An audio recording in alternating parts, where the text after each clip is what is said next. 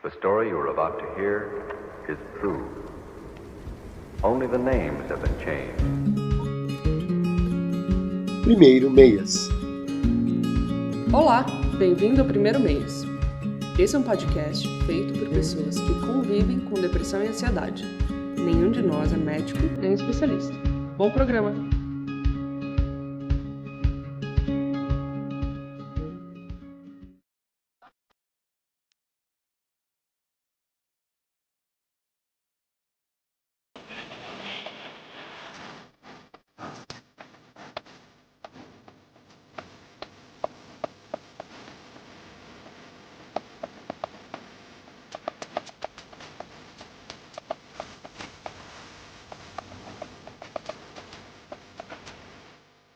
Não precisa de palminha hoje. Não, hoje não precisa de palminha. Não. Já começou? Já. Olá! Estamos aqui novamente com mais um podcast do Primeiro Meias. Hoje é um assunto bem especial, pois é o assunto que a gente iniciou este projeto todo. Sobre depressão. Tudo começou quando eu tive um momento bem específico de uma depressão bem profunda, a pior que eu já tive na minha vida. Então, esse tema a gente até demorou um pouquinho, né, pra falar sobre ele aqui tão abertamente. A gente tocou em alguns outros episódios, mas nunca dedicamos um inteiro. Pois é, sobre a depressão, e com certeza vai ser um de muitos, vai ser tipo... Depressão parte 1. Depressão parte 1, depressão parte 43, depressão parte 577, vai maior que o Star Wars. É tipo isso, com certeza. Hoje estamos sem Thaís Aguiar, que está gripada, então não pude participar, porém temos convidado, temos Márcio Rolim, por favor, se apresente.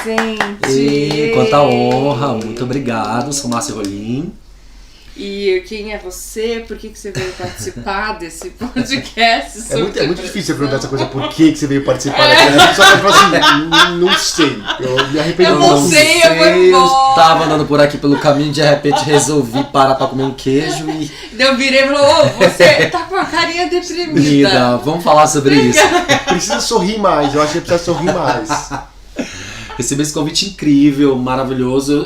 Eu produzo conteúdo para meninos gays. Tenho uma conta no Instagram, chama Biquarentona, mas há alguns anos eu gerencio a página de conteúdos do Hornet, que é o maior aplicativo de encontros gay do mundo. E é uma rede social gay, então produzo conteúdo diariamente sobre todos os assuntos, inclusive saúde, depressão e tudo mais. É um canal de diálogo muito legal. E eu acho que é por isso que eu tô aqui, né? É por isso e porque ele é amigo da minha namorada, a gente se conheceu assim, inclusive a gente... Como é que funciona esse? É Hornet que chama? Como é que funciona? É rede social um Tinder. Ou é tipo Tinder? Tá. É um então Tinder não é para tipo gays. Facebook, que você tipo... Ele é diferente do Tinder porque ele, além da parte da pegação como o Tinder, ele tem uma aba de informação e que você lê notícias, que é o que eu faço. E além dessa outra aba, tem uma aba que é como se fosse um Instagramzinho que você posta seus momentos. Você posta sua fotinho, as pessoas curtem, comentam. Então tem a pegação, como o Tinder, como todos os outros famosos do Grindr. Só que tem essas outras partes que são muito legais. Olha, você tem até um slogan pra isso. Hornet, pegação com informação. Olha, quase esse slogan da empresa. Já criei uma campanha. Já foi ótimo. É muito famoso entre os gays. No mundo todo são 27 milhões de usuários. Que legal. É muita gente, é bem legal. Mas que legal, que daí tem informação junto. É bem legal. E a gente se conheceu, eu e Márcio, a gente se conheceu via meu namorado e tal, mas como que a gente, caiu nesse papo sobre depressão foi o seguinte: estávamos lindos e tal, café, e a Virgínia precisava passar na farmácia. Virgínia foi pra farmácia e saiu com uma sacola pesada. Até Márcio, muito simpático, veio e falou: você está gripada? Não, são meus remédios psiquiátricos. Alice abriu uma grande caixa de Pandora. Eu vou dela falar: qual remédio você toma, querido coleguinha? Tomei, já tomei. Porque ele é bom, aquele não sei o quê.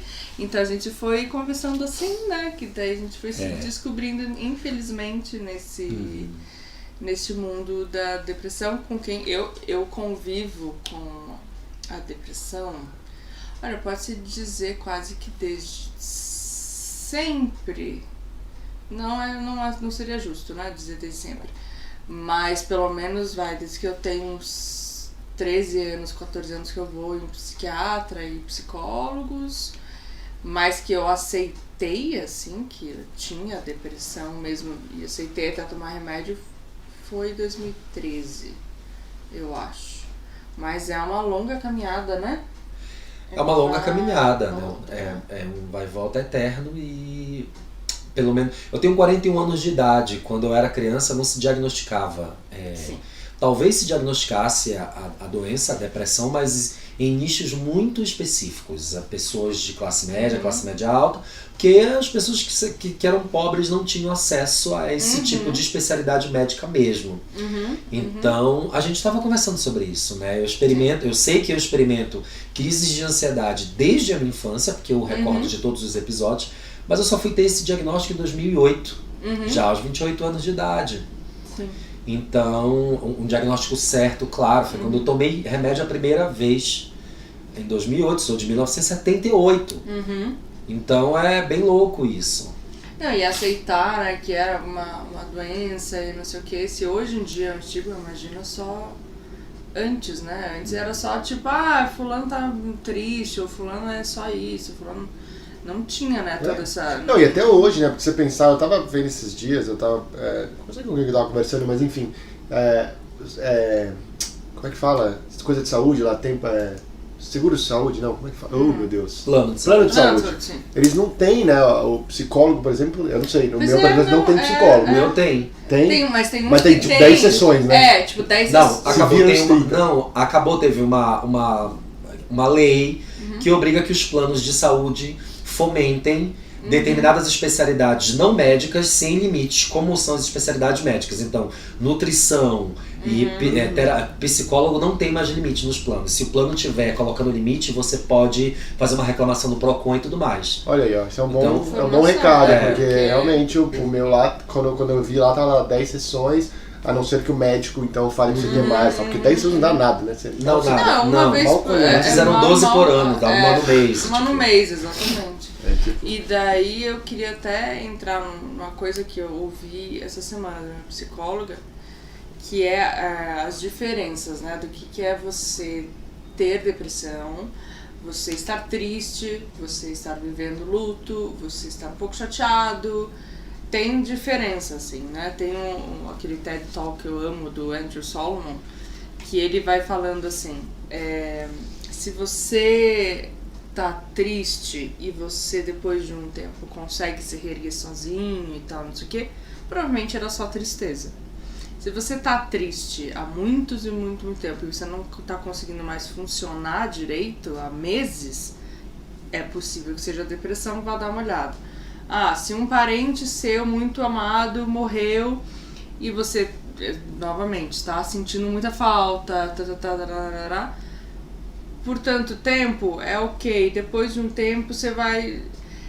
Acho que a grande diferença e ele fala isso muito, que a depressão não é tristeza, ela é muita tristeza. Ela não é luto, é tipo, de uma coisa só, ele é o luto pela vida inteira, e é uma falta de vitalidade, mais do que qualquer outra coisa. Você não é uma vontade, é falta de vontade de qualquer coisa, tipo, coisas que antes te faziam felizes, coisas que te animavam não te fazem mais isso. E você vai... É como se as coisas fossem se apagando aos pouquinhos, assim. E você realmente não tem mais brilho nenhum na vida. E então é diferente de, às vezes, estar triste. Tristeza todo mundo vai ter em algum momento. E a vida vai ter momentos tristes e fases tristes, inclusive.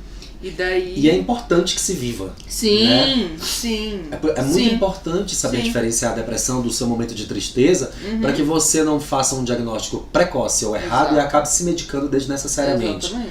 Então é importante que a pessoa fique triste, que ela sinta tristeza, porque existem algumas classes de remédios, de opioides, por exemplo, que te tiram dali, te deixam incrivelmente felizes por 24 horas e aquilo não é bom pra você. Você precisa viver aquele luto, porque seu gato morreu, porque sua mãe partiu, porque você perdeu seu emprego, porque seu namorado lhe deixou.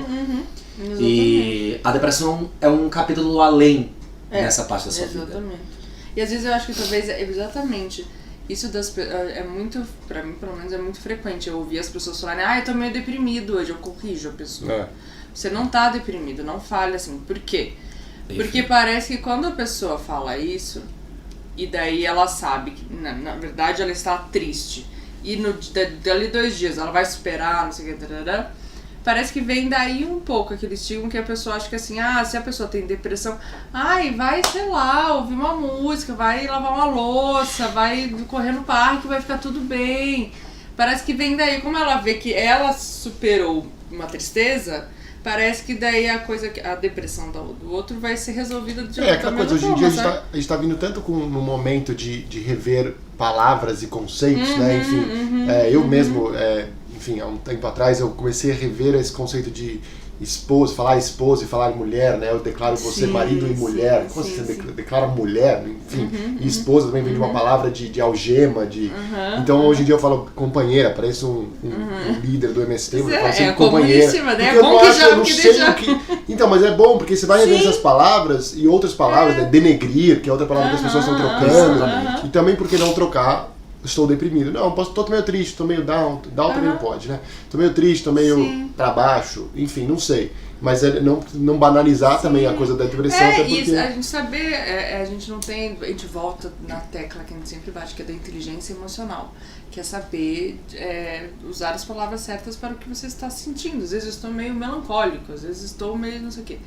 E daí o que aconteceu essa semana para minha psicóloga foi que eu estou de luto por causa do meu gato. E eu tive sonhei lá que não sei o que aconteceu, não sei o que, e que eu ia explicar para as pessoas o que era depressão e tal, né? E daí a psicóloga falou, Virginia, você não está deprimida, tipo, você está tratando isso aqui, você não está vivendo um episódio de depressão, você está de luto, é isso. E daí eu fiquei tipo,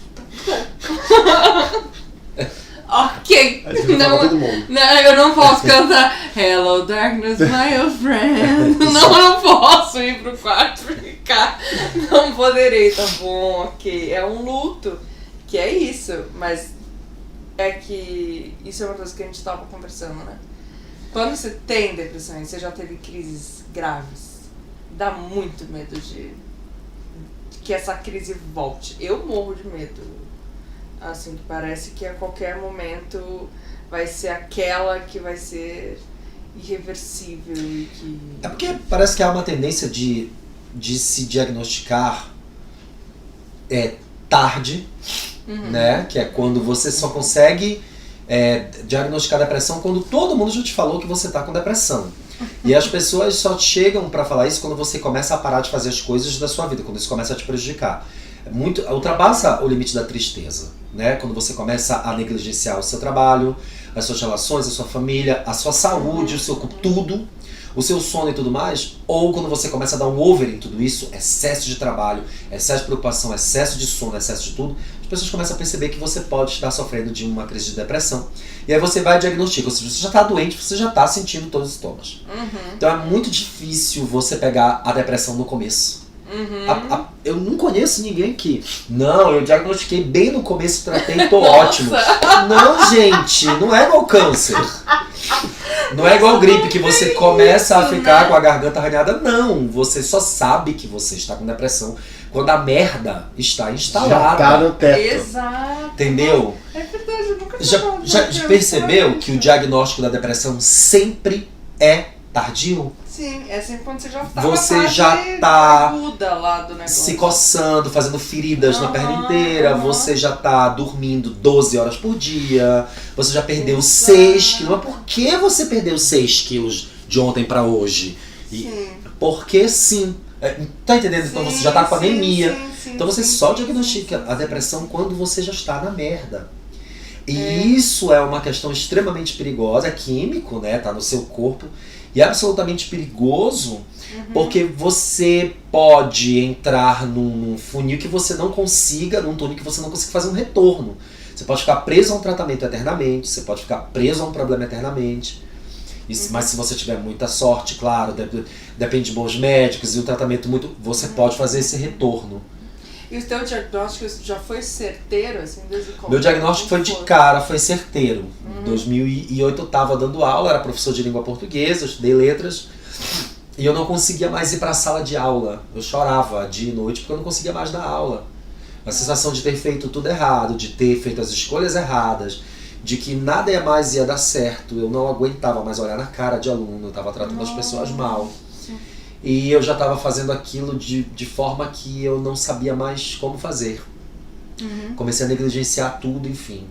E consegui, na época não tinha plano, eu fui a um médico, que foi ótimo. Me indicou em outro médico e tudo mais.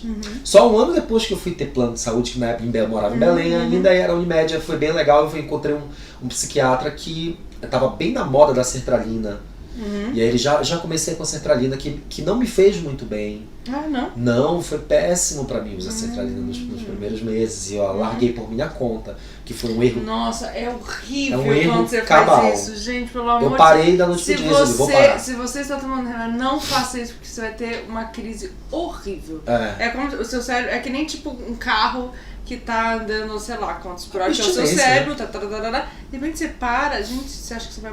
Nossa, já fiz isso também, E então o meu diagnóstico ele foi muito no olho, foi muito certo. Tava com uma crise de depressão e sucessivas crises de ansiedade, transtorno de ansiedade generalizado mesmo. Mas só muitos anos depois, só recentemente eu consigo associar as coisas que eu sinto hoje e que eu sentia quando era criança, aos 10, 11 anos. Eu recordo de todos os meus episódios de ansiedade da infância, eles são exatamente iguais aos que eu tive antes de ontem. Nossa. Formigamento nos pés e nas mãos, pontada no peito, preocupação extrema de que eu vou infartar. Na verdade, eu tenho uma doença a cada 3 meses. Eu tenho a fase do infarto, depois eu tenho a fase do AVC, depois eu tenho a fase do câncer.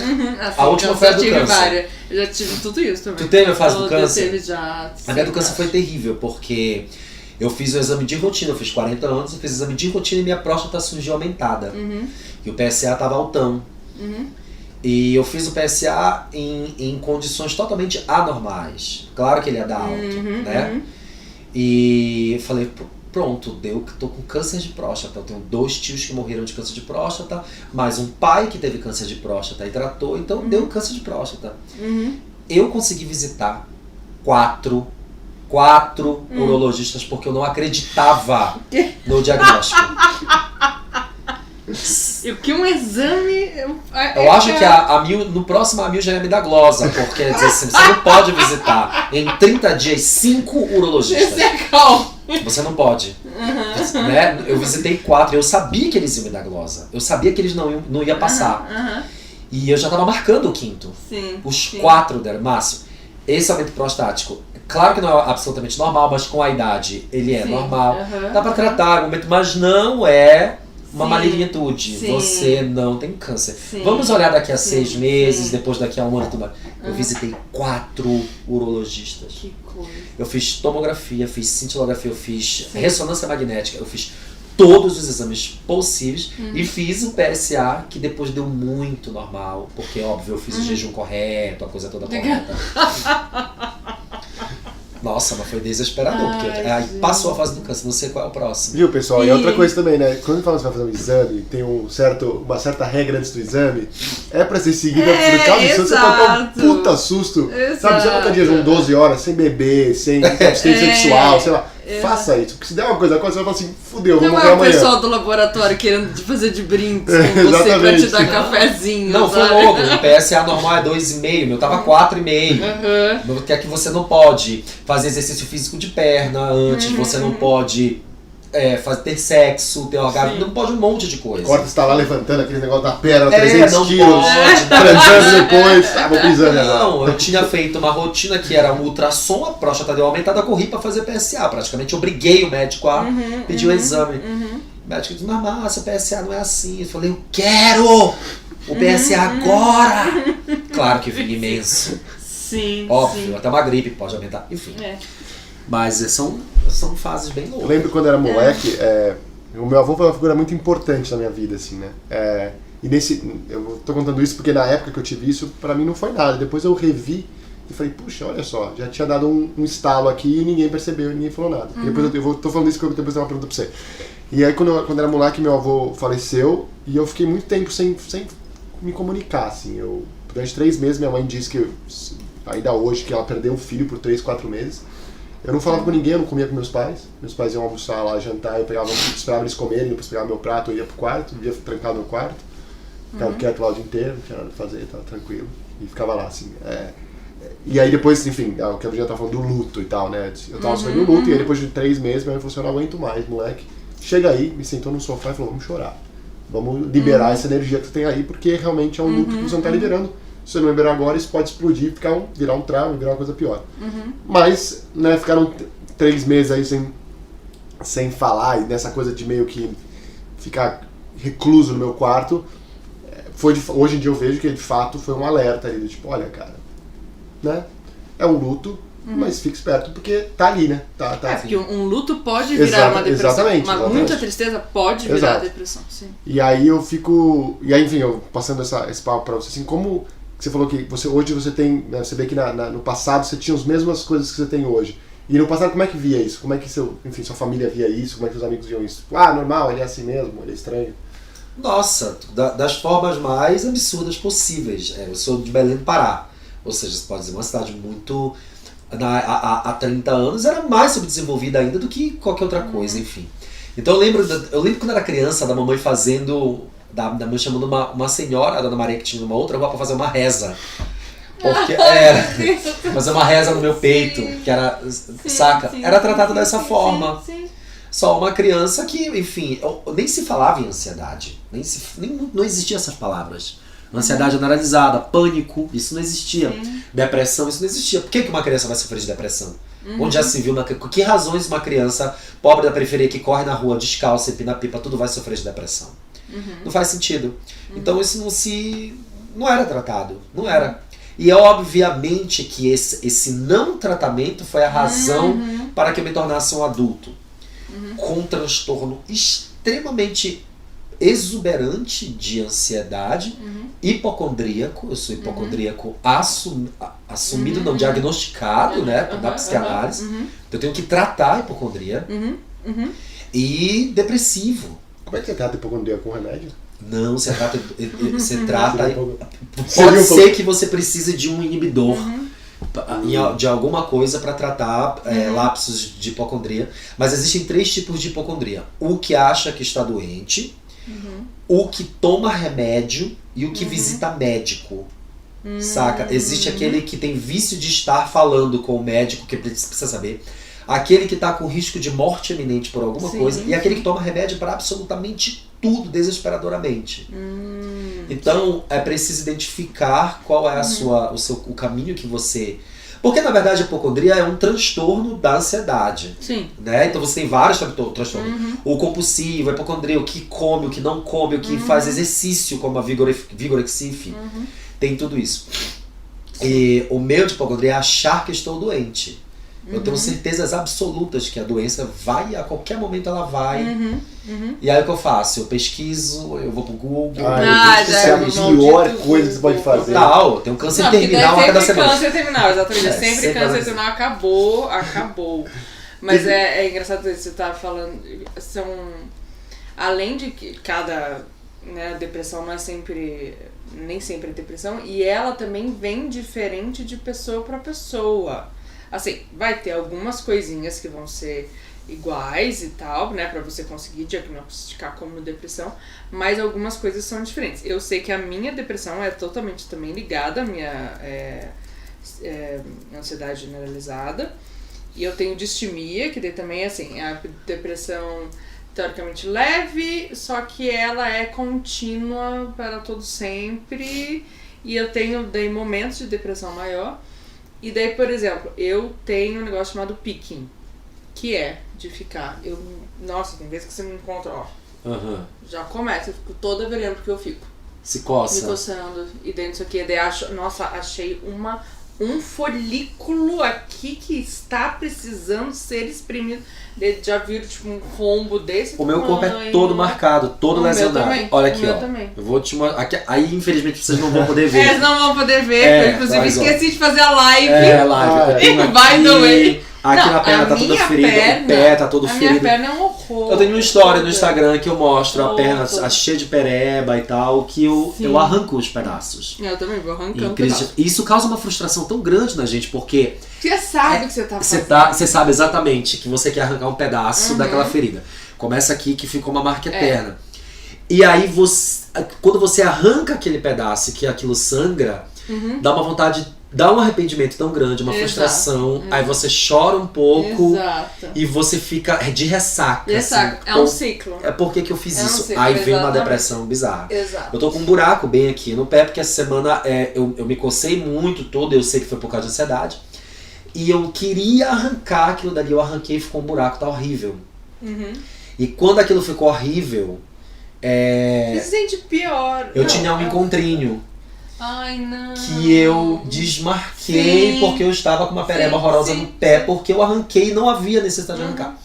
Não, quantas vezes eu estou, por exemplo, assim, agora, assim, porque eu sei que eu tô toda cutucada aqui. E aí eu passei o dia inteiro chorando, depois seguiram 2, 3 dias de profunda tristeza, porque eu sei que eu fiz aquilo e eu não precisava fazer aquilo, não precisava me mutilar. É uma E dá uma vontade de automutilação. chorar, porque... Dá uma vontade de chorar, porque você, Não, é o porque seu é- corpo que você tá te Não, e também Exato. é quase assinado embaixo do tipo, eu me descontrolei, né? Ele É, toca fora, tipo, né? Ele tinha exatamente, provado aqui que foi um exatamente, descontrole meu é. e você fala, putz, né? Exatamente, Realmente deve dar um negócio ali. Engraçado agora eu sou do outro lado de vocês, eu sou a parte da ansiedade. Eu tava falando pra Virginia no começo, quando eu fico ansioso, eu faço exercício, eu saio pra correr. Teve uma época que eu tava num pico de ansiedade, no começo do ano passado, que eu corria basicamente 10, 12 km por dia, 3 vezes por semana, jogava bola 3 vezes por semana, ia na academia. Então assim, isso, em 5 dias eu fazia, sei lá, 20 horas de exercício, ridiculamente. Aí eu fui fazer um exame de sangue, e a mulher falou assim, olha, agora não vou lembrar da sigla, tipo, eu ia falar THC, mas acho que não é THC. Seu negócio tá alto. Aí eu falei, tá alto, mas o que aconteceu? Você tá fazendo muito exercício? Aí eu contei que eu fazia, ela falou assim, acho melhor você parar de fazer exercício. TSH, TSH. é um hormônio. Ela É testosterona. falou, tá um pouco alto, né? Você precisa parar de fazer um pouco mais de exercício. Pra mim, né, pra muita gente na época, eu falo, fazer exercício é bom, né? Vamos aí. Isso é uma matéria recente, acho que foi na Vice, embora eu não goste da Vice, tá, gente? Queria deixar isso claro. Mas falando que o quão maléfico é correr, é o pior de todos os exercícios e virou uma moda mundial nos últimos 20 anos. E que na verdade faz um mal tremendo. Sim, Para muito impacto. ele diminui os seus dias de vida. Sério? Total, é comprovado Gente, eu cientificamente. viver pra sempre. Gente, a gente precisa linkar em algum lugar. Eu gosto. Virgínia imortal. Se você quiser cuidar do seu corpo, do seu coração e ter uma saúde e tudo mais, faça exercícios de impacto como com a musculação, que é um exercício excelente que previne osteoporose, mas não corra. Que correr é uma moda maligna. Pior que correr na Paulista à noite gritando. E sabe, Que raiva desses e caras. sabe que o cara fala que vai levar 100 anos, tá na matéria ele fala, que vai se levar 100 anos pra desmistificar o benefício da corrida. Que só daqui a 100 anos que as pessoas saberão que a coisa que aconteceu com o ovo, com o glúten, não sei o que demorou 30, 40 anos. Vai demorar 100 anos para as pessoas pararem de fazer corrida como um elemento bom de saúde. Porque corrida mata. Caramba, olha que só. bafo. Ela não é boa. Isso eu não sabia. Agora eu parei de correr. Eu vou claro. Mas eu já ótimo. tinha parado mesmo. Já E tinha assim, parado. Malhar, não, né? exatamente, e eu, imortal pra sempre, porque exatamente a minha depressão... Imortal. Não, imortal serei, A Sandy, porque gente. olha, se tem alguém que não vai morrer, sou eu. Que merda. Se tem uma coisa que a Virginia não faz é correr. Exatamente. Nem andar um pouco, nem mais rápido ela anda. Não, eu Sempre ali, ó. Sempre tá. Não é que eu caio, né? Tem isso. Tu cai, amigo, eu também caio. Eu caio muito. Eu sou o cai da Mattel, Nossa, né? mas eu tenho 1,70 e eu calço 35. Meu médico falou que isso tá errado. Isso tá errado, isso não pode. Eu caio e choro. Eu caio e me sinto extremamente fracassado e aí tem uma crise de choro. Quando eu tava casado com o Vitor e tudo mais, coitado, o Vitor foi um... Oi, Vitor, se você estiver ouvindo isso por acaso, muito obrigado por tudo que você fez por mim esses 6 anos, porque você cuidou de um doente, você foi cuidador, você foi, né, enfim, enfermeiro de uma pessoa depressiva ansiosa. E aí a gente tava andando na rua, eu caía, pegava uma queda, me ralava todo, e lá eu ficava chorando, e ele me abraçava e tudo mais, porque eu sentia que aquela queda era uma coisa que era um fracasso na minha vida, sim. que era uma coisa... Não, eu me sinto Acabava a noite, fracassada. o dia. Pra mim, eu fico me sentindo humilhada. Humilhada. E eu não sou do tipo, a pessoa que cai e sai Não. e fica rindo Não, da essa própria, é da uma própria humilhação queda. Não, bizarra. pra mim é tipo humilhação total. Não, sempre quando eu caio, eu uso a técnica ao contrário. Eu fingo que machucou muito, porque aí ninguém ri. Aí tu fica com pena. Cai e fica no chão, tipo, desacordado, não sei, dá um jeito lá. Não, se você cair e levantar em menos de 2 minutos, vão rir da sua cara. É verdade. Caiu na rua, Tem que fingir. por exemplo, toda vez que você sabe aquela tropeçadinha na rua meio feia, você tá, às vezes tá meio viajando, você tá com a tropeçadinha, eu sempre ponho a mão no calcanhar e falo, ai, acho que eu torci. Sabe? Dá aquela. A galera gosta, que deve ser foi sem querer, mas ele machucou, não vou rir não. Vamos- é. Só que ela ri. Entendi, boa É uma bela técnica. Tudo que eu te Sempre falo, é muito bom. parecia que eu faço. Sempre quando eu caio, eu fingo que foi uma dor que tá doendo nada. Desde que às vezes eu jogo futebol, quando eu caio no futebol, eu falo, ai meu Deus, machucou. Aí eu levanto e já começo a correr de novo, porque tá tudo bem, mas é só pra não. Ninguém achar. Ó, minha depressão, como é que ela funciona? Ela às vezes vem de forma funcional, que é eu consigo continuar fazendo coisas, talvez seja quando ela está leve, mas às vezes ela vem, eu preciso fechar cortina, etc. Eu não quero falar com ninguém. E eu sempre vou pro pensamento suicida, sempre vou. Pelo menos pro planejar, eu vou sempre pra esse lugar. Tem o picking, né, que é essa coisa de ficar se machucando. Eu começo a tratar mal as pessoas pra afastar elas de mim. Que mais? Márcio, como é que vem a sua depressão? Como é que você sabe que ela tá? É um sentimento muito grande de culpa, a princípio, Sim. assim. O principal sentimento que eu tenho é de culpa. De ter sido mal com as pessoas, de ter sido um péssimo marido pro Vitor, de ter feito ele sofrer, de não ter... Enfim, eu nunca penso que eu não tinha maturidade para ser uma pessoa melhor, mas eu fui, de ter sido muito tóxico, muito tudo. Então eu tenho uma culpa tão grande, mas tão grande que pesa tanto, que atrapalha meu dia, meu trabalho, minha vida como um todo, e eu não consigo mais ter outras relações mais sólidas por conta disso. Me sinto muito incapaz. Esse é o primeiro sintoma. O segundo, magreza extrema. Eu perco peso dormindo. Eu acordo com... Eu durmo com 64 quilos e acordo com 60. Nossa. E isso me deixa extremamente frustrado, porque ser magro a vida inteira sempre foi uma coisa que me frustrou muito. Não ganhar peso. E desde criança eu sou um palito. E eu me esforço muito para manter o peso que eu tenho. Sim. Então eu amanheço mais magro e eu já... Aí tenho crise de choro, não saio de casa, visto roupa até pra tomar banho. Enfim, que eu fico com vergonha e tudo mais. E as crises de ansiedade desencadeiam, eu não durmo, né? Eu fico dias sem dormir. E aí eu fico taquicardia, no coração. Porque quem não dorme, o coração fica desesperado. Sim. E eu preciso tomar remédio pra dormir, é muito ruim. Como agora eu tô tomando o Zopidem. Sim. Me fala uma coisa, vocês dois, na verdade, essa semana aconteceu um episódio com a Virginia mesmo, né, que estava meio de luto, enfim, mas aí você falou assim, puxa, eu tô aqui no limite e tal, e no final de semana agora, domingo, a gente vai rodar um clipe junto, e eu respondi pra ela de uma forma muito, tentando tirar, ela falou assim, olha, Vicky, não, essa semana você não tem tempo pra isso. Segunda-feira você pode entrar na depressão e ficar o dia inteiro dentro da coberta na cama com a janela fechada. Mas até domingo eu preciso de você. Eu preciso de você aqui, né, de pé. Depois você resolve, depois a gente se vira. E quando eu tava contando com uma amiga minha isso, e ela falou, nossa, mas que maneira de você falar com ela. E aí eu fiquei pensando nisso, falei, puxa, qual que é a resposta? Não existe uma resposta certa, claro. Mas eu depois, aqui no ar, eu até pergunto pra Virginia se eu fui errado ali do jeito que eu falei. Tá acabando a nossa amizade hoje. Não, é porque na hora. Porque assim, Obrigado, gente, esse podcast. Esse a gente vai encerrar. Não, vai continuar, mas sem o César. Exatamente. Não, porque eu fico pensando assim, comigo, às vezes quando eu tô numa situação um pouco mais, né, no ataque de ansiedade, é ruim você ouvir, calma, vai ficar tudo bem. Não sei. Talvez, pra mim, às vezes, porque às vezes não, eu tô na tacadia, no teto, ansioso com alguma coisa, eu não quero ninguém falar que tá calmo, porque calma é uma coisa que eu não tô tendo. E não vou ter só porque você falou. Saca? Então não é isso. Também não precisa vir na minha e falar, então vamos fazer tudo aí. Mas às vezes, às vezes ignorar de uma forma, não ignorar e virar cara, mas ignorar como eu falei assim, ó, Virginia, essa semana você não tem tempo pra isso. Desculpa, segunda-feira você se vira aí, fica debaixo da coberta o dia inteiro, mas até domingo eu preciso de você aqui focada, me ajudando, porque o negócio tá tenso. Então bora. Foi um pouco de... Eu reagi a ela de uma forma que eu gostaria que reagissem comigo, basicamente. Não, o que você não sabe é que eu já estava me tratando foi um longo processo de eu me convencer que eu tinha que mandar pra você aquela mensagem. Na verdade. Então, assim, eu ter mandado aquela mensagem pra você, porque aconteceu, né? Eu estou com um processo de luto e tal, e daí agora tem um filme que a gente vai gravar. E vem a culpa muito pra mim, mas pra mim vem muito a falta de capacidade e a sensação de que eu não vou dar conta. É sempre a sensação de, tipo, vão descobrir que você é uma fraude.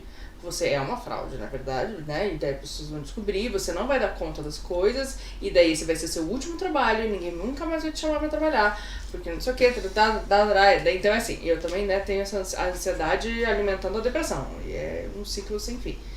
Então, pra mim, eu pensei, eu tenho que falar isso pro César, então eu fiquei me convencendo que eu tinha que falar isso pra você. Eu vi muito bem as palavras que eu ia falar com você, principalmente pra eu tentar ser o mais sincera possível, e eu acho que eu fui mais sincera possível, que eu consegui falar. Eu tô com medo que você fique puto comigo, tô com medo que eu não sei o que, tipo, eu pensei, um dos métodos que eu tenho hoje em dia pra tentar diminuir a minha depressão e a minha ansiedade é me colocar em posições vulneráveis. Esse podcast agora é também um pouco isso, inclusive. Por exemplo, eu lembro uma vez que teve uma amiga minha que me convidou pra trabalhar em um trabalho, e uma das primeiras coisas que eu falei pra ela já foi tipo, olha, eu tenho depressão, ansiedade, etc. E eu estar te falando isso vai já provavelmente fazer com que eu me sinta mais segura e que eu provavelmente não tenha crises. Pelo simples fato de você saber que eu tenho essas questões. Porque eu fico me cobrando muito. Tipo, que eu tenho que ser a melhor, que eu tenho que estar em perfeitas condições. E não sei o que. Então eu fico me cobrando. Então parece que assim, a partir do momento que eu falei pra você, eu já tirei um peso das minhas costas. Do tipo, pelo menos mais alguém sabe que eu estou aqui surtando. É lógico, quando você falou, eu preciso de você, tipo, um lado meu falou beleza e o outro falou assim, tá, ele precisa, mas talvez não desse tamanho, ele pode falar isso e eu talvez não consiga. Não talvez, eu sinto, o outro lado meu falou, sinto muito. Eu penso que dependendo da relação que os dois têm, acho que dependendo do nível de correlação e responsabilidades e amor que existe entre os dois indivíduos, esse tipo de approach pode funcionar muito bem. Pode te tirar momentaneamente de uma situação e de repente pode ser que você saia mesmo daquilo. Você se ocupou e você fez alguma coisa que estava programada que você ia deixar de fazer e que, enfim, de repente pode ser. Obviamente que pode levar tudo, pode piorar. Pode, né? E assim, aquela eu pessoa não pode ter um estouro no dia numa crise de tudo. Não, e também assim, é uma relação nossa que a gente também, ela sabe que eu também falo isso na melhor das intenções. Eu falo isso tentando passar por cima e falo assim, não é nada, fica aí na boa. Não, você falou do tipo, rindo e tudo. Não, eu falei no sentido de, tipo, eu preciso de você pra tentar te trazer pra cima, assim, né? Exato. Cara, não é isso. Lógico, se tiver uma crise, você me avisa, tá tudo bem, pelo amor de Deus. Mas mesmo assim, eu falei, olha, eu não vou deixar de ficar bravo, não vou ficar bravo com você, não deixar de falar com você nem um pouco, né?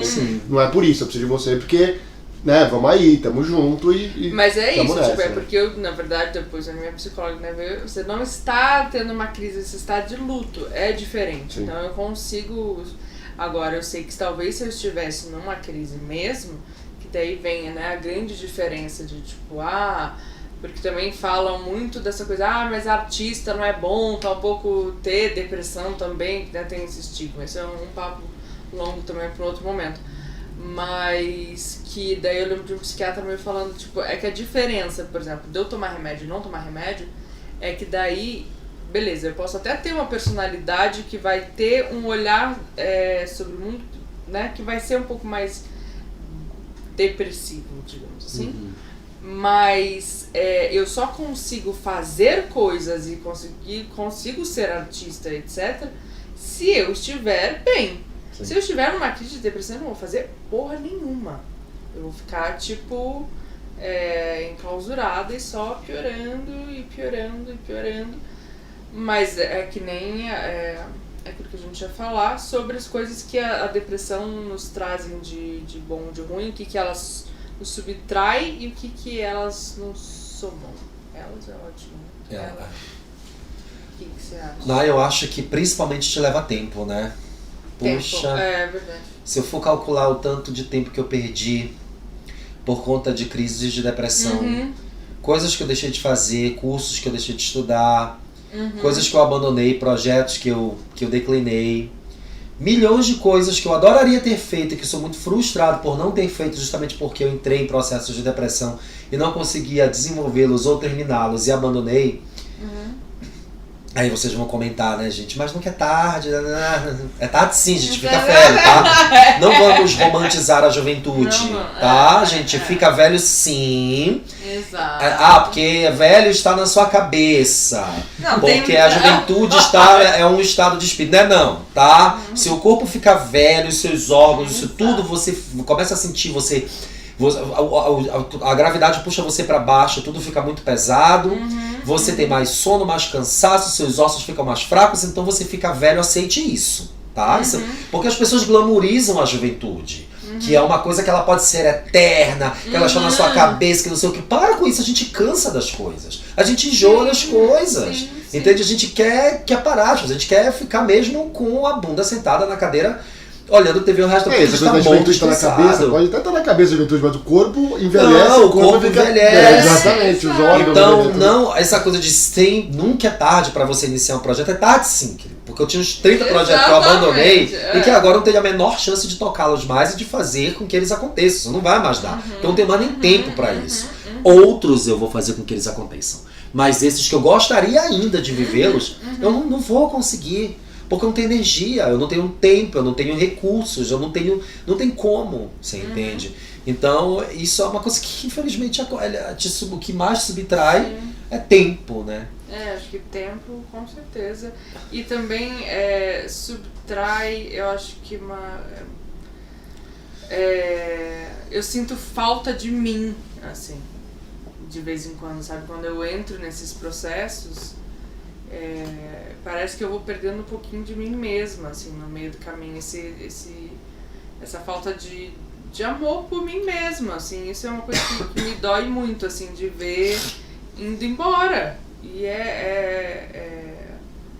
isso é bem triste, mas realmente o tempo é... E dinheiro, né? Opa, dinheiro! Dinheiro leva bastante. Opa, dinheiro vai! Se você resolver tratar... Nossa! É melhor você não tratar. Meu Deus. Isso é vocês falando, a depressão leva dinheiro. Aí os psiquiatras e psicólogos assim, a depressão só me traz dinheiro. Olha, aqui. te dar um depoimento aqui. Eu sou redator publicitário, trabalhei em agências de comunicação há muitos anos e por 4 anos eu trabalhei em agências de healthcare, que só atende laboratórios. Então, por muitos anos eu atendi linhas psiquiátricas. Eu ouvi de diretores de laboratório assim: nós não criamos remédios para tratar doenças. Nós criamos remédios paliativos, porque nós queremos que as pessoas continuem doentes para que nós possamos vender mais remédios. Então, pensem em campanhas em que os médicos pensem em remédios compulsórios para sempre.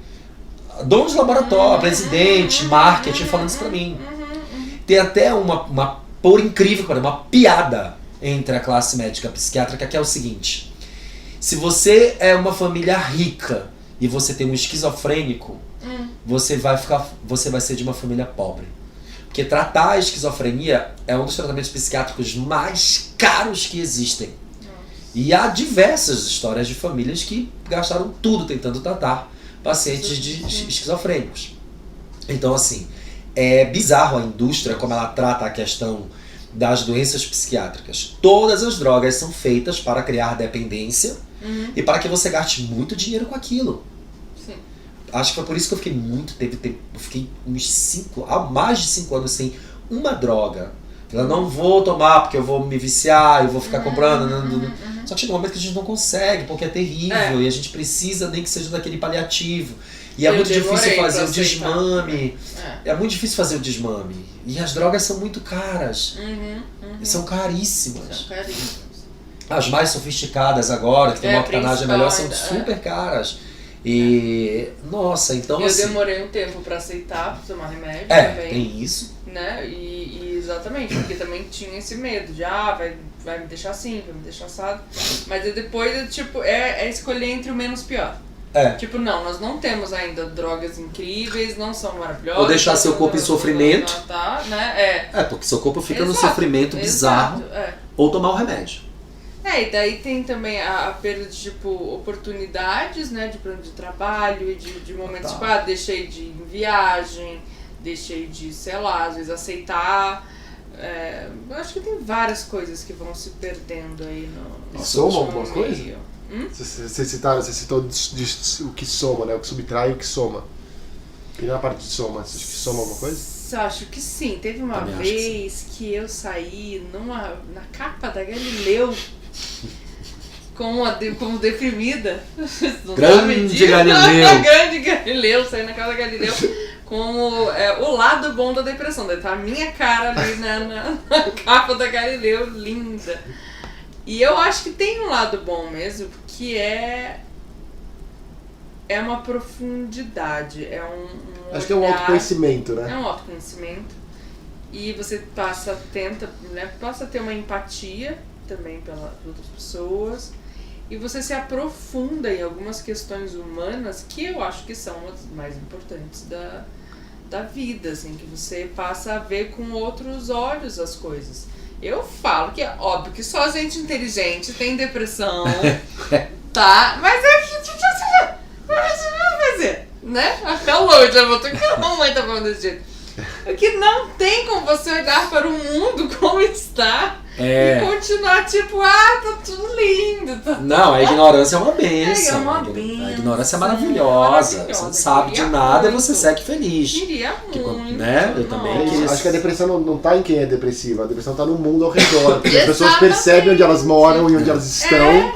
Não, E ela isso fala, pelo tem, amor de tem Deus. muito a ver, inclusive, o ambiente que você se encontra ajuda você a ficar mais ou menos mal em diversos aspectos. Eu acho que dá pra espremer o limão, sim. Eu acho que como toda doença que você supera, se você superou o tumor, se você superou, enfim, seja qual for, o aneurisma, se você superou a morte da mãe, eu acho que nos processos em que você supera, que você sai dali, que você tem uma grande conquista pós-depressão e tudo mais, eu acho que é o momento que você se avalia. Os seus pontos fracos, a sua escrotice, sabe? A sua falta de empatia com as pessoas e com o mundo. O que é necessário, o que não é. Principalmente, sabe que as crises de depressão sempre me trouxe de bom? A capacidade de avaliar aquilo que eu preciso e o que eu não preciso. Será que eu preciso acumular determinadas coisas? Exato. Será que eu preciso trabalhar enlouquecidamente mesmo para comprar esse apartamento em que eu moro? Será que eu preciso dirigir, ter o carro ou não? Eu posso caminhar, eu posso... Será que eu posso ter muito? Será que eu posso... 70... Eu tive, gente, 72 camisas. Gente, tá. 72 camisas. Tá. Acho que eu tenho isso de peça de roupa. Tipo, 72 camisas. Geral, né? Incluindo todas, t-shirt, camisas, botando tudo. 72. Nossa, E aí eu fui me desfazendo até que eu consegui tirar 40 em 6 meses, 7 meses. E isso era claramente um sintoma de uma depressão. Isso porque eu tinha a necessidade de completar com alguma coisa que estava me faltando, o vazio. E chegou de eu ficar sem dinheiro para pagar o condomínio porque eu gastei R$750 em blusa. Ou seja... veja bem. Mas até às vezes pessoas, por exemplo, aquela pessoa que não é tão legal, mas se afasta de você, porque você tá em uma, daí você vê, talvez não... Você perdeu pessoas que viram que você era depressivo e não queriam lidar com isso, com você, se afastaram? Sim, eu perdi muitas. Acho que de se afastar, sim. Assim, não sei se... Agora eu não lembro se teve alguém que foi falou ótimo. na minha cara, assim, do tipo, não vou... Gina, eu preciso contar uma coisa. A gente passou 10 anos sem se falar por um motivo claro. Disso, exato. Saber lidar com você muito. Eu tive um grande amigo, que era uma pessoa que eu gostava, que eu amava muito, que me abandonou porque falou, nossa, tá muito depressivo, tá uma pessoa muito negativa. Ele me chamava negativo, gente. Gente, não chama o depressivo de negativo. Na verdade, não, ele não é uma pessoa negativa. Ele está doente. É porque tem isso, né? Tem muita gente que ainda acha que depressão é uma opção. É uma opção. Exato, lógico. Eu sou assim porque eu sou negativo, porque eu sou pra baixo, porque eu tô... Adoro ficar pra baixo, negativo. Exato, tem uma coisa que eu adoro ficar pensando... Odeio a alegria, odeio pessoas felizes. É isso, assim. E as pessoas não entendem que isso não é... A depressão é como uma... vou falar só uma questão de médico, tá? Não uma questão de... É tipo uma gripe, é uma doença. Existe e todo... sim. Não vou dizer que todo mundo pega, mas sim. grande parte, até pessoas que acham que não tem, tem. Tem. E é isso, sabe? E não é simplesmente uma Mas questão é muito louco a pessoa de chegar contigo e dizer assim, tu é uma pessoa muito pra baixo, tu é uma pessoa muito negativa. Tu é uma pessoa muito... Não sou negativa, eu tô doente, eu acho que as coisas todas vão dar errado, mas eu queria que elas dessem certo. Exato. Me ajuda. Não vou te ajudar, então tá bom, eu vou pular daqui do 8º. Exato, Entendeu? Eu vou pular daqui porque todo mundo acha que eu sou estúpido, grosso, negativo. Eu tava fazendo um curso agora recente e eu abandonei o curso porque as pessoas disseram, foi terrível essa situação, que eu falava com os outros como se eu estivesse dando ordem. Eu não quero ser assim. Eu me esforço ao máximo pra falar, pra ser mais gentil, pra ser mais... Eu sou uma pessoa boa, eu sou uma pessoa generosa, mas essa minha estupidez, ela é decorrente da minha ansiedade, de anos de depressão e tudo mais. E eu abandonei a turma, que era um curso que eu queria fazer muito, eu vou voltar em um outro momento, ano que vem, porque as pessoas criaram essa máscara de mim, no 3º dia. E eu não sabia mais lidar com aquilo. Sim. Eu poderia ter saído de lá e me jogado na frente de um ônibus, facilmente. Porque as pessoas não queriam lidar com alguém que não sabe falar muito assim. E essa falta de tato, né? Piora, né? Pois é, pra ninguém vir, tipo... Mas eu cheguei em casa, chorei muito, falei com o professor do curso, pelo WhatsApp, e ele disse, Márcio, que todo ano tem turma, fique calmo, vamos fazer de novo, vamos... Sim. Tá vendo? Que legal. Foi ótimo. Mas eu poderia sair de lá e pular do 5º. Sim. Tu entende? Sim. Então, não é que eu seja negativo, ou não é que eu seja brigão, ou que eu seja treteiro, ou que eu fale com as pessoas como se estivesse dando ordem. Eu perco o controle. Eu não tenho o controle das minhas emoções. Quase nunca. Isso me frustra. Não, e acaba sendo pior, porque depois você fala, né, o sentimento de culpa, imagina, não dá nem pra imaginar o tamanho da culpa que você sente. Eu não por sou exemplo, assim, as pessoas estão me julgando dessa forma, mas eu juro que eu não sou. Eu vejo meus Raiva, vídeos, por exemplo, gente. raiva é uma das formas, inclusive, da depressão se mostrar. Eu vejo meus Através de vídeos, raiva. dos meus primeiros vídeos no canal, gritando. Eu falei, não, calma, não vou editar tudo. Então eu apaguei quase todos, zerei o canal. Porque eu gritava, gesticulava feito um louco, e enfim, pra falar de uma coisa super legal, que era um rolê gay que eu fui, bem ali. Tá entendendo? Não faz o menor sentido. E aí eu comecei a me ver de fora, porque quando eu comecei a gravar vídeos, eu comecei a enxergar o indivíduo. Tu tá entendendo? Quando eu comecei a gravar vídeos, eu comecei a enxergar o indivíduo expansoso, desesperado, e que eu era. E olha que eu sou roteirista. Sempre roteirizei todos os meus vídeos, eu faço roteiros. E eu fui ver que os meus vídeos eu burlava, eu sabotava os meus próprios roteiros feitos ali minuciosamente. Você sabotando você mesmo. Eu me sabotando. Eu apaguei todos os meus vídeos do YouTube, que já tinha 20 mil views, com 8 vídeos. Com 8 vídeos, tinha 20 mil views. Foi rápido assim que... Eu apaguei porque eu fui me enxergar, eu fiquei com vergonha daquilo. Gritando nos vídeos, feito um louco, me cuspindo. E a beber água, batia a xícara no dedo. Tem um vídeo que eu tenho a xícara, tudo a xícara no meu dente. E eu comecei a sentir vergonha daquilo. Eu falei, eu vou fazer tudo de novo. Gente, Mas é isso, assim, eu nunca tinha pensado por um nisso. lado, Como é uma forma terapêutica, né? Isso que Absolutamente é um autoconhecimento tão incrível, né? Que você diagnosticar, analisando você mesmo. Absolutamente Cara, muito legal. terapêutico. Absolutamente terapêutico. Tem me ajudado muito a gravar vídeos. Muito. Assim, quando eu morava fora, eu fiz um programa no YouTube. São 4 episódios só. Eu fiz sozinho, foi uma diversão minha e tal.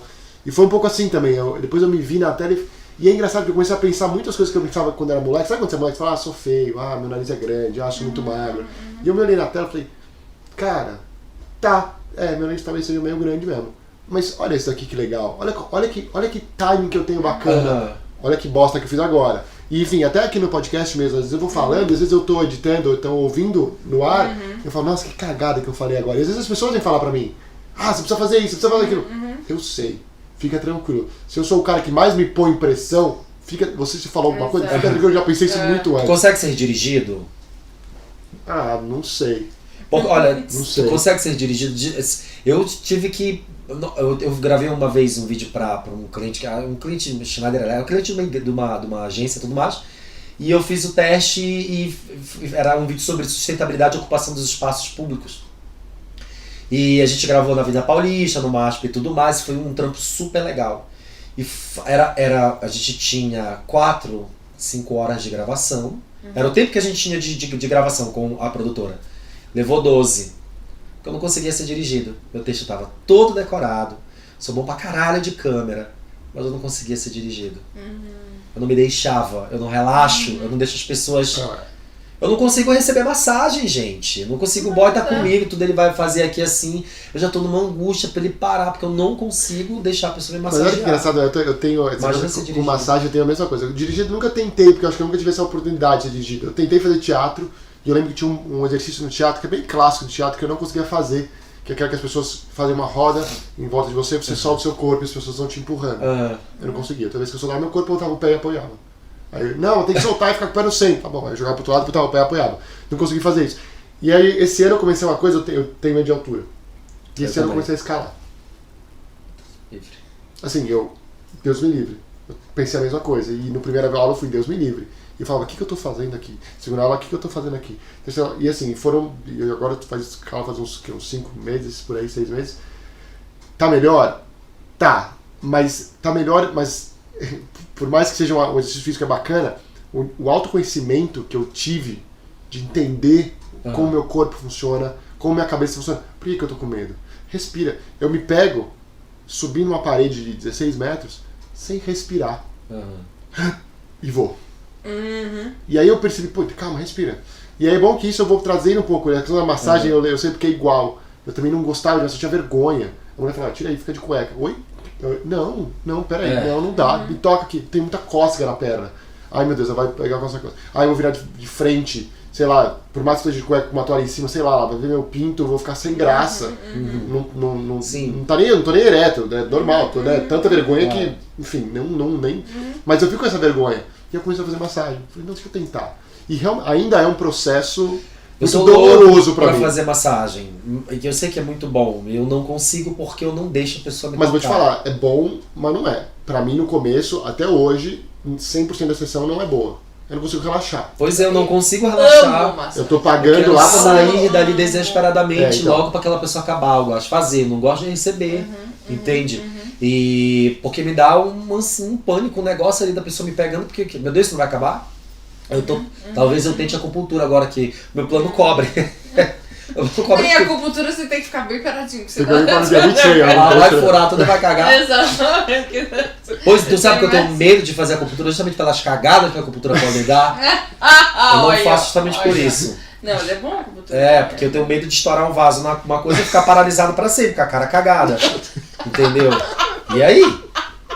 Já pode uma agulha minúscula. Minúscula, mas ficar com a cara toda torta, fazendo 6 anos de fisioterapia pra Sério, pode acontecer. Óbvio que pode acontecer. Vai o Rambo. Eu tava sabendo disso. Como não? Óbvio. Mas daí qualquer coisa. Amor, já fiz endoscopia acordado. Pra não... Basta. Pra não? Falei, ela falou, sendo que eu falei, não, você vai assinar um termo de responsabilidade. Eu falei, eu vou assinar, mas você vai enfiar esse tubo aí, porque eu não vou sedar. Eu passei aquele sedativo de spray, que esse daqui só pra... Eu vi todo o tubo entrada, minha boca até chegar no... Porque eu não queria tomar o Propofol. Hoje eu adoro Propofol, tá, gente? Queria deixar bem claro que se alguém tiver Propofol e quiser fazer uma dose... Propofol quiser fazer aqui, mandar um recebidinho. Tá, gente? Vou deixar minha caixa postal aqui, você pode mandar esse Propofol pra mim.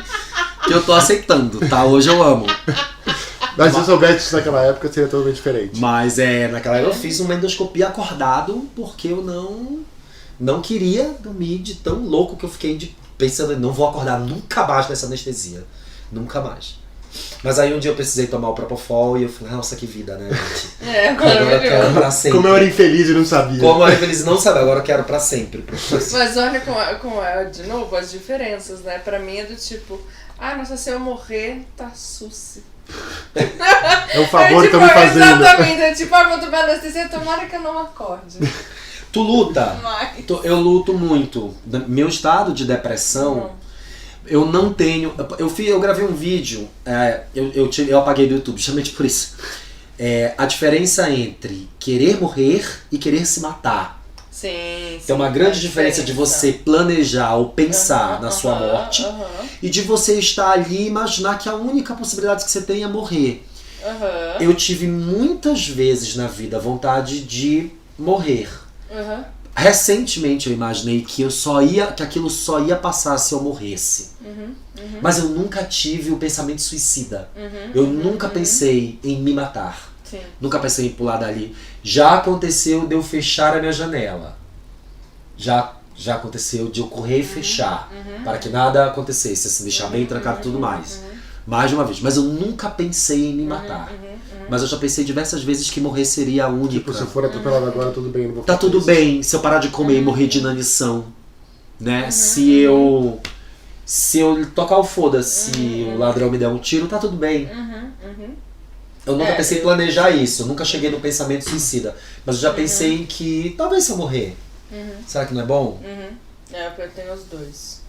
Já fui Pros dois lados. planejamento já, tipo, de testar uma corda pra ver se ela ia, tipo, daí ela, tipo, putz, Como foi o wake-up call, assim? O que te fez parar?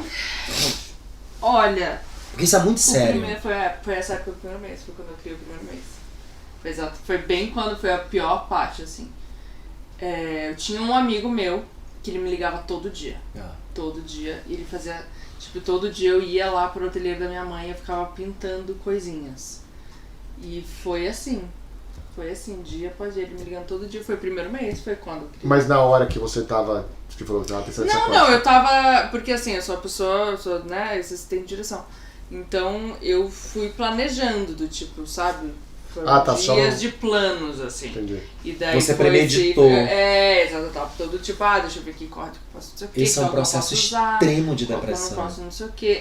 Não, eu tava, tipo, bem surtada. Você sabe quantas pessoas, eu não fui procurar esse dado, de quantas pessoas cometem suicídio por conta de depressão. Eu tenho um amigo ano passado que cometeu suicídio, ele tentou o suicídio com remédios, a mãe o encontrou em casa, o levou pro hospital, fez lavagem. E no hospital deram o procedimento errado, porque era pra entrar com um aldolzão logo, pra deixar ele feliz no canto do quarto.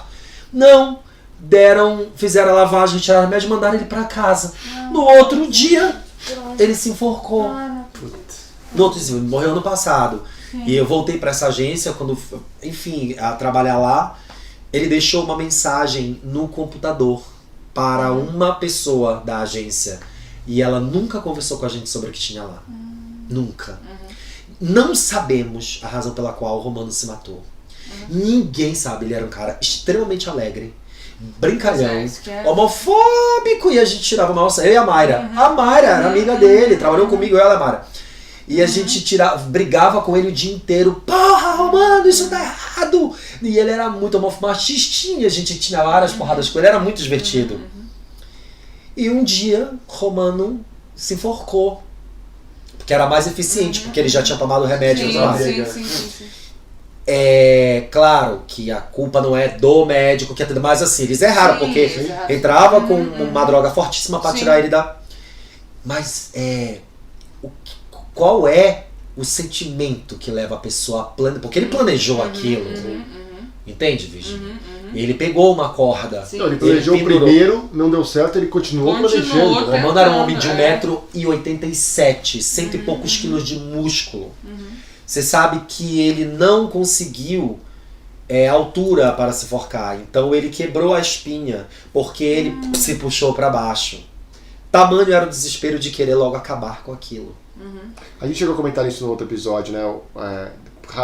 De forma rasa, né? Mas em que ponto uma pessoa, independente se ela é alegre ou não, isso não tem nada a ver, né? Não. Que ponto você precisa chegar pra planejar? O Robin Williams, né? E é o que você tava falando, você planejou durante dias. Tava gravando. Sabe, é isso. O menino da banda lá, foi do Linkin Park? Não, esqueci agora o nome da banda. Teve do Linkin Park também. Teve que ele tava em turnê e ia entrar em estúdio. Não, tem vários. Tem uma foto dele num parapeito, dias antes e super feliz com uma galera e tudo mais, sorrindo assim pra foto e tal, e do outro dia ele suicida. E quer dizer, você não sabe o que tá passando na cabeça. Uma coisa que eu sempre falo, inclusive não cruelmente, mas tive que já falar pra pessoas que são a favor de porte de armas, etc, e falar, olha, eu espero não ter. Imagina. Porque se tivesse, por perto de mim, Super fácil. ia e ser ali- muito mais fácil. É.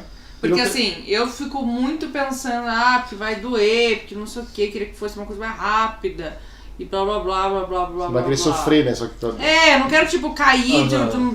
sabe, sei lá, que você vai ficar. por alguns segundos você sofre, né? Enforcando, exato. caindo, você fica Agora aquela... a arma, né, costume, tem casos que dá errado e tal, mas nossa, eu prefiro esperar. Mas é um Google lá pra saber onde você aponta o cano e pronto. Exatamente. E a É, chance de dar errado total. acaba que menor. Tem de busca no Google sobre formas de suicídio. É bizarro, tem esses dados.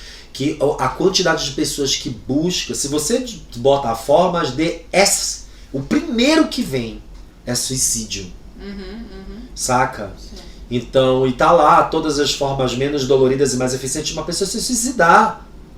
E as pessoas procuram isso. Sim, Elas porque, buscam mas essa informação. Você tá, Eu vou entrar na você pergunta... tá numa dor muito intensa, né?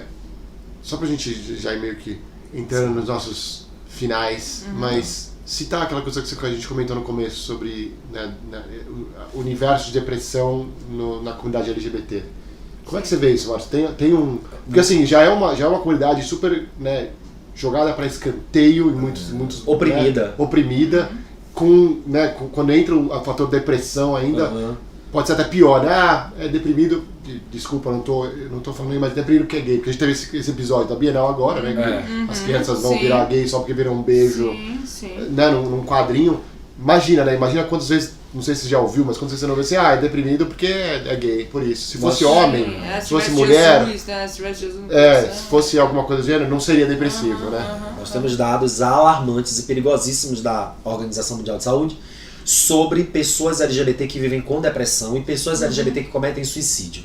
E começa desde do problema dentro de casa, com a família, não aceitação e a própria aceitação, questões religiosas, até o bullying na rua, na escola, no trabalho, diversas outras coisas. Aí depois sai um pouco desse âmbito e vai para questões sociais como ser gay e preto e pobre, ser gay, preto, pobre e periférico, ou ser preto, pobre, periférico, gordo e travesti ao mesmo tempo. Então o número de pessoas que suicidam e que estão nesses círculos que é alarmante, é perigosíssimo. Participei de uma pesquisa no Hornet via broadcast para os usuários que respondiam às pesquisas. Nós tínhamos mais de 60% dos usuários se acusaram como pessoas que sofriam de depressão. Mais de 60% dos usuários. E esse preconceito pode aumentar de forma bizarra, né? Pode ampliar. A depressão, né? Exato, pode Sim, com ampliar. Porque certeza. você se sente menos Não, é uma sensação incluído na de- sociedade ainda. Exatamente. né? Exato, né? Na sociedade você se odeia, você Exato. a Você família talvez se rejeita, culpe até você de alguma forma, se culpa. culpe por ser eu sou gay, então esse não é o Muitos problema, desses, sabe? Que isso. muito, né? E Muitos essa desses coisa são que você não problema. consegue mudar, que nem a cor da pele, você não consegue mudar a sua cor da pele. Nossa, é horrível. A Mayra teve uma fala que ela foi gravar uma palestra dela e ela falou um negócio pra mim que ficou na minha cabeça desde aquele negócio, que ela tá falando sobre trans, né? E ela falou assim, poxa, pra um lugar de, alguma coisa do gênero, Mayra, desculpa se eu estiver falando errado, mas pra procurar emprego no mercado de trabalho, que elas não têm a mesma, claro, né, a abertura que, né, todo o resto, né, As pessoas cis têm. hétero, cis e tudo mais. Então, assim, a prostituição é algo que é algo, entre muitas aspas, normal, no sentido de, tipo, elas vão procurar aquilo porque talvez a única forma delas conseguirem um dinheiro pra sobreviver. Exatamente. E aí, isso o quanto que isso tem não uma- aumenta a questão da depressão. a questão- Nossa, cara, muito. Tem uma grande discussão dentro do movimento feminista, né? Prostituição é empoderamento ou não é empoderamento? A gente não vai discutir isso, pelo amor de Deus. Nem posso falar sobre isso, mas assim, eu ouvi um podcast essa semana que é sobre pornografia, falando exatamente que, da Ana Roxo, que é incrível, que prostituição não é empoderamento para mulheres, para ninguém. É uma forma de violência, porque a maioria dessas pessoas é altamente deprimida, sofre todo tipo de violência, sofre todo tipo de opressão, apanha e não fica rico com isso. Quem fica rico é a indústria. E se você pensar, Né? se você pensar no início, né, eu não gosto de falar isso de profissão, mas enfim, no início desse movimento de prostituição, não começou por causa do empoderamento, né? Lógico Enfim, que não. começou por uma Exato, necessidade, tipo, eu tava ouvindo outro podcast hoje, As pessoas precisam botar comida na mesa. que tava falando que na década lá em 1800 e tal, na coisa da Guerra do Ouro nos Estados Unidos e tudo mais, as mulheres eram vistas teoricamente, basicamente para procriar e cuidar da casa. Sim. Se o marido, e aí eles por exemplo, iam, sei lá, de Nova York pra Califórnia, fazer aquelas trilhas e tudo mais, né? Se mudar e tudo mais, então eles vão com aquelas carroças e tudo mais. Se o marido dessa mulher morresse, e eu ouvi hoje isso, eles largavam a mulher e o filho na estrada, falando assim, olha, espero que alguém passe e te pegue, senão, dane-se, seu marido não tá mais aqui, você não serve mais pra gente. E não é aquela coisa tipo, o marido morreu, então tem um monte de homem olhando e falando, vou casar com ela. Não, bicho, já era, você acabou. E aí você fala assim, sabe, então desde o começo, então, talvez tenha sido ali, ela talvez viu a única forma de sobreviver, eu vender meu corpo ali, porque não tem outra forma, eu consigo trabalhar, sou uma mulher em 1800, eu não tenho direito nenhum. Sim, não, e eu tô falando de mulher, né? Imagina se eu for ir pra outras se você for uma travesti, você acha que uma travesti se prostitui porque ela ama estar na rua, correndo risco de... Ela adora sexo, ela corre risco de levar tiro, facada, ser atropelada na madrugada, entendeu?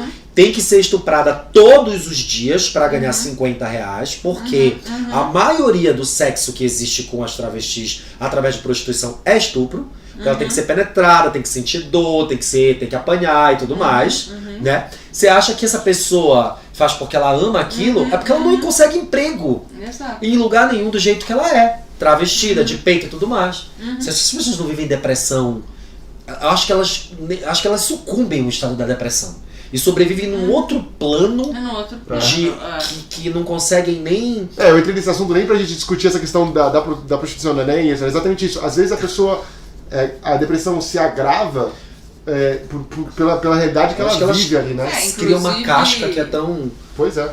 É muito comum também falarem que, tipo, depressão é só coisa de gente rica e que não tem mais o que fazer. É bem comum, tipo, isso veio pra... depressão é coisa de rico. E é muito interessante porque, na verdade, você para e pensa, por que acaba sendo, né, que falam que é coisa de rico? Por quê? Você pega, é uma pessoa que teoricamente não tem problema nenhum, teoricamente não teve isso reclamando, não sei o que, daí a gente vai pensar, ela tá com algum problema. Daí você acaba na depressão. Mas daí quando você pega alguém que teoricamente tem motivos para estar deprimido, você jamais vai chegar na depressão. Sim. Tipo, é difícil você chegar nesse diagnóstico da depressão, porque você tem que tirar todo, entender... E pensar a pessoa como indivíduo e não como... Exatamente, não só... É bem difícil. Fora quando você não tem motivos pra ter depressão, é você estar com depressão, né, gente? Porque em diversas épocas da minha vida... tipo... Então, assim, depressão é uma doença assim, que ela é bem democrática, ela tá... E ela age de uma forma assim... sociais, ela tá em todas as... tudo. E tem que tirar esse estigma de que depressiva, a pessoa que tem depressão é triste, fica em casa. Assim, existe isso, mas, por exemplo, você citou esse rapaz que se matou, ele era feliz e fazia piada. Não é só porque a pessoa é feliz, às vezes a felicidade só tá, né, escondendo ali às vezes, né, enfim, às vezes a pessoa depressiva que tá com depressão já tá mais ali, mais quieta na dela. É um fator também, mas não é só porque a pessoa tá feliz que ela não tem depressão. Então, precisamos ter tato e sensibilidade com todo tipo de gente, não só por causa da depressão, mas por causa de ser humano, né? Somos todos seres humanos passíveis de erros, então a gente tem que ter esse tato com todo mundo, né? E parar de ficar apontando o dedo pra todo mundo, porque você não sabe o que vai acontecer na sua vida amanhã, né? Pedir ajuda, né? E conversar com as pessoas. Quando alguém pedir ajuda, não diminuir essa ajuda, né? Eu citei agora no começo do podcast o jeito que eu lidei com a Virgínia. Eu falei isso porque eu conheço a Virgínia, porque eu sei como ela era, e ela sabe também como é que eu sou, e ela sabe que por trás das minhas palavras, por mais brincalhonas, consegui ver no seu tom, você tava falando que era me incentivando. Você não exatamente, eu tava falando assim, Virgínia, para com essa besteira aí, sabe? Não, é muito pelo contrário, tipo, eu senti que na hora ela me mandou uma mensagem pedindo assim, olha, não quero deixar bravo, e eu respondi, você não vai ficar brava, eu não vou ficar bravo com você, vambora, é isso aí, vamos lá, foca nisso, que eu foco naquilo, a gente trabalha junto, e é isso aí, a vida continua. Em nenhum momento, e ela sabe, pelo luto que ela tá passando, que se ela já mandou mensagem, sabe que eu tô lá, que eu tô aqui, que eu mando mensagem, eu não gosto de ficar cutucando muito, porque enfim, cada um lida do seu jeito. A mensagem foi do tipo, sabe que eu estou aqui, para o que você precisar, mas vamos ali, né? Então assim, tem que ter esse tato com todo mundo pra gente poder também, né, viver em sociedade de uma forma... não glamorizar a doença, tá, gente? Não é bonito ter depressão. Não é bonito, não é gostoso. Não é legal, não é gostoso tomar remédios e viver com medo, viver em desespero, e viver com pensamentos ruins e atrasando a vida pra tudo. Não romantizem, não é doença de rico, não é doença é doença, é químico, todo mundo tá suscetível e ela é tratável. existem diversas maneiras de você conseguir tratar a depressão e existem alternativas. Eu não sei se vai existir alguma maneira nesse podcast de colocar alguns links de instituições que possam ajudar. Tem o CVV, qual é o número do CVV? 188, né? Ligar pra conversar, falar. E lembrar também que depressão não pega, né? Você conviver com alguém com Exatamente. depressão, fica tranquilo, tá É. tudo certo, não vai pegar. Tem senão... um pouco de paciência. Não abandonem as pessoas com depressão, É a porque o pior abandono, a sensação de abandono é muito bizarra. Tu deve saber bem, eu sei Sim, bem o que é a sim, sensação de abandono, sim. especialmente vivendo longe da minha família, longe da minha cidade. Marido foi embora e foi tudo, tinha poucos amigos. Eu passei por a situação do marido ir embora e os amigos ficarem do lado dele. Então foi abandonado Nossa, geral, sim. sabe? Isso não é uma acusação a ninguém, porque ele é uma pessoa Sim, incrível, sim. tá? Deixando claro. Só deixando claro. Mas a sensação de abandono é muito grande, então tenha um pouco de paciência. E se você não consegue, se você percebe que você não consegue oferecer ajuda, não faça nada, tá? Se afaste e sai, porque você pode atrapalhar. E aí você pode piorar o quadro. E às vezes seja sincero mesmo. Fala pra pessoa, olha, eu não sei o que fazer, eu não sei como te ajudar, eu tô me sentindo um pouco... Sei lá, na hora seja sincero, porque às vezes a pessoa, talvez, dependendo do tamanho da crise, entenda e fala, tá bom, então vai embora, eu não quero falar com você, tá tudo certo. E tem Na hora que se destratar e piorar. tantos jeitos, às vezes, de se ajudar, sabe? Que é a coisa que a gente falou naquele dia sobre comunicação.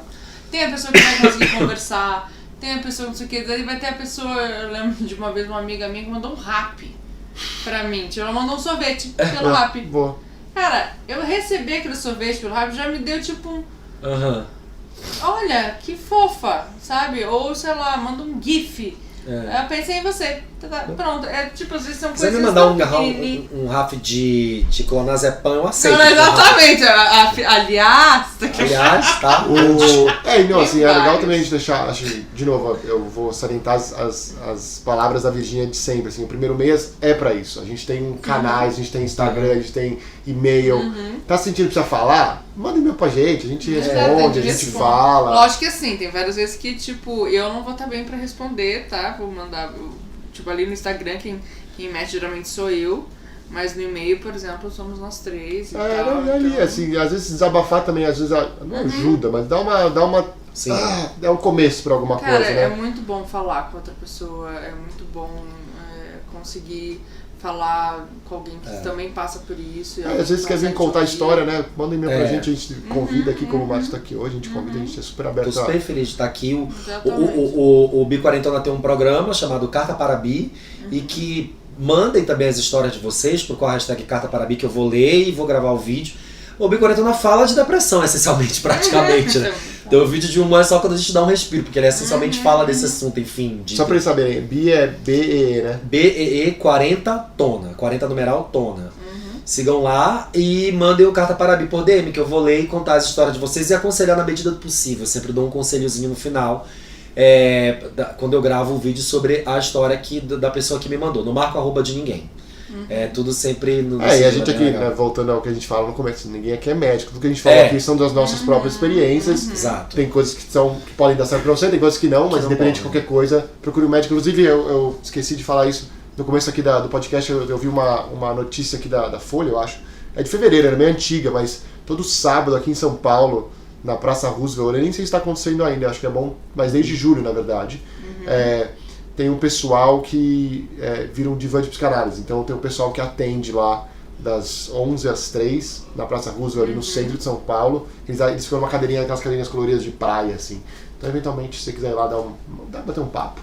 Para os gays que vivem com HIV e que diagnosticaram, que vocês vão buscar as drogas de compulsórias de tratamento antirretroviral nos centros de testagem e aconselhamento, que são os CTAs. Todo CTA tem um psicólogo. Todo CTA tem um psicólogo disponível gratuito. Pode ser que você não consiga atendimento urgente, mas pode ser que você consiga imediatamente, porque as pessoas quase não procuram. Então, só para saber, se você é paciente de HIV, vive com HIV, procure no seu centro, no seu CTA, no seu centrinho, no seu postinho, como é que você marca o psicólogo lá, porque sempre tem um psicólogo disponível e tem também alguns, como aqui em São Paulo, da Santa Cruz. Se eu não estou enganado, a gente fez um trabalho lá com o Hornet que foi incrível. Lá tem um grupo de terapia. que é sensacional. O grupo tem um encontro semanal, que já é incrível. Que legal. Eles se encontram toda semana para conversar, dividir assuntos e tudo mais, e você pode participar desse grupo. Então é uma alternativa para caso você não possa pagar a terapeuta. Também tem a PUC, geralmente algumas faculdades da maior parte das cidades tem, né, dos cursos de psicologia, tem alguns atendimentos gratuitos. Sim. E ao contrário, às vezes, do que mas daí eu vou ficar com estudante, não sei o quê. Não, primeiro que sempre tem, não sei exatamente como que funciona, mas né, acompanhamento sempre de professor, etc. Mas em alguns outros lugares onde tem atendimento gratuito gratuito é psicólogo comum que trata comumente, que vai lá e tem uma vez por semana eu vou lá e atendo, ou seja, não vai ser qualquer pessoa. Não é um moleque de 15 anos que vai te atender. Exatamente, Claro que vai te atender e tudo mais. Não, e outra coisa também, né, pra quem sempre fala, não faço terapia porque eu não tenho dinheiro, os psicólogos têm ali eu não sei exatamente como funciona, mas eles têm lá uma regra do conselho, onde eles não vão falar não por dinheiro. Então, conversa com o psicólogo. Talvez um seja muito caro, você conversa com o outro. Negocia, fala, olha, eu posso pagar isso, aí você arranja um Nenhum jeito. psicólogo tem valor fixo. Nenhum, exatamente. Eles não tem valor fixo de consulta. E aqui tá com prova. Pô, a minha, por exemplo, não tem. Eu fui lá, fiz o esquema com ela, a gente acertou um esquema e tá tudo bem. A minha também, não tem valor fixo. Então, assim, eles fazem parte. Então, troca uma ideia. Tira esse medo de ir, de procurar, porque às vezes pode ser a diferença entre viver melhor, né, do que viver em casa. Virginia, desculpa, eu acabei esquecendo de te perguntar isso, mas você tem uma música especial que a gente vai treinar com ela? Sim, eu ia queria que você falar explicasse. por que eu escolhi a música que eu escolhi, que é Apesar de Você, do Chico Buarque, porque é a música que eu canto pra minha depressão. Apesar de você, amanhã de ser outro dia. Né? Ou seja, olha só, a música, né, você sempre coloca no contexto que você quiser. Então, enfim, ela criada, se bem que eram tempos bastante deprimentes também, mas é a musiquinha que eu canto pra minha depressão. Márcio também tem uma música que ele pediu. É uma música, a canção chama Not As We, da Alanis Morissette, que é uma cantora canadense que não canta mais, ela abandonou a carreira, a depressiva também. E é a música que me faz chorar muito sempre que eu escuto, e é sempre um choro muito positivo, porque eu lavo tudo. Eu lavo a alma, lavo tudo. A primeira palavra da música é reborn, é renascer. E aí a segunda palavra da música é se tremer. Ela diz assim, você renasce e você sofre, você renasce e você sofre. É sobre isso que a música fala. Então quando eu escuto eu choro muito, mas é um choro extremamente positivo, porque é um ode ao respeito pela doença. Essa música da Alanis Morissette. É um ode ao respeito pela doença. Inclusive procurem o clipe. É sobre você ajudar alguém com depressão. É um ode a ter respeito por aquilo e você ficar saindo todo o tempo daquilo e se salvando. Então vamos chegar aqui nos nossos finalmente. Eu já tô pensando no segundo episódio com o Márcio aqui, porque o papo tá muito bom. Eu tô muito feliz de ter que terminar, que já estamos super assim. Esse é o episódio mais longo do primeiro mês, de longe. Então, assim, Márcio. Mãe, escuta! Não, já mandou. Então, Márcio, já separa outro dia na sua agenda que a gente vai te chamar de novo, porque é incrível. Mais alguma coisa que vocês têm que falar? A gente tem que falar só do Instagram. Sigam o nosso Instagram, @primeiromeias. O e-mail é primeiromeias@gmail.com. Exatamente. Tem as redes do Márcio aqui, que é o Bi40. É tudo igual, gente. Twitter, Instagram, YouTube é Bi40, /Bi40, BEE40tona. E eu compartilho tudo do primeiro mês. Eu sempre adoro, exatamente. Todo mundo que segue o primeiro mês segue o Bi40, todo mundo que segue o Bi40 siga o primeiro mês. Exatamente. Pronto. É isso. E é isso, muito obrigada, Márcio, pela participação. Eu que agradeço, maravilhoso, adoro. Foi incrível. E até o próximo mais. episódio. Tchau. Tchau.